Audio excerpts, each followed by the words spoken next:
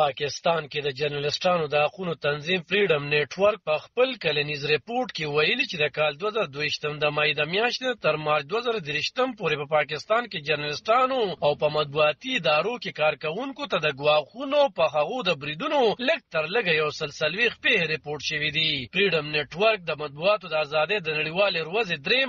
مای په مناسب خور کړی شوی کلنی د 11 میاشتو ریپورت کې ویلي چې په وروستو میاشتو کې پاکستان کې د مطبوعاتو د لپاره ماحول نور خطرناک او د تاوتریخوالي ډک شوی او د شمیرو تر مخه په ملک د مطبوعاتو د ازادۍ سرغړونې د کال 2022 د شپږ اتیاپیو په مقابله کې په کال 2023 کې یو سلسلوي تر رسیدلې او د کال په سر پکې 3% زیاتوالی شوی دی. د فریډم نیټورک مشر اقبال خټک ویلي چې پاکستان کې د خبريالانو په وړاندې د تاوتریخوالي سیوا کېدل د اندېښنې وړ ده او په دغه لړ کې د بیړني پاملرنې غوښتنه کوي. هغه زیاته کړې چې په آزاد جرنالیزم بریدونه معلوماتو ته رسایي و دوري په داسې حال کې چې په ملک کې د روان سیاسي او اقتصادي بحران په وخت کې خلک کره معلوماتو ته اړتیا لري. نوموړي ویلي چې پاکستان په کال 2021 کې په ایشیا کې لومړی هېواد ګرځېدلی چې د جرنالستانو د ساتنې دپاره یې قانون سازي کړې ده، خو په مرکز او سند صوبه کې دغه قانون جرنالستانو ته بیا هم تحفظ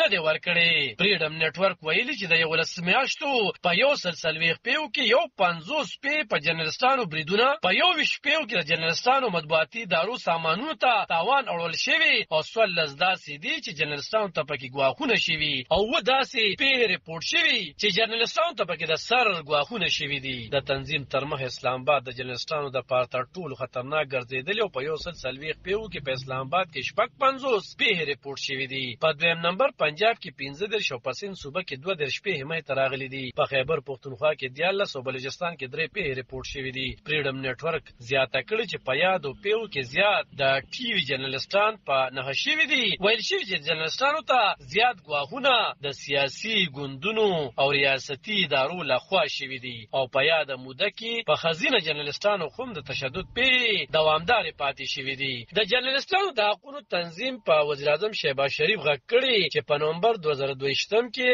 د جرنالستانو تحفظ د لپاره کوم مجمنه کړي هغه دې پوره کړی شي. پاکستان د وړاندې د جرنالستانو د لپاره د خطرناکو خیوادونو په نومړ کې شمارل کیږي. په پاکستان کې هر حکومت په خپل وخت کې د مطبوعاتو د ازادۍ دعوه کوي او موجوده حکومت وایي چې تحریک انصاف په حکومت کې جرنالستان زورول شوي، مقدمه پرې جوړې شوي، خو دوی د صحافیانو په ضد کومه مقدمه نه ده جوړه کړې. خو عمران خان چې وزیر اعظم و دعوه کړې وه چې په پاکستان کې مطبوعات د ځینو مغربي ملکونو نه هم زیات ازادي لري. علب خان شیرپو، دلبر نیوز 400 پاکستان کې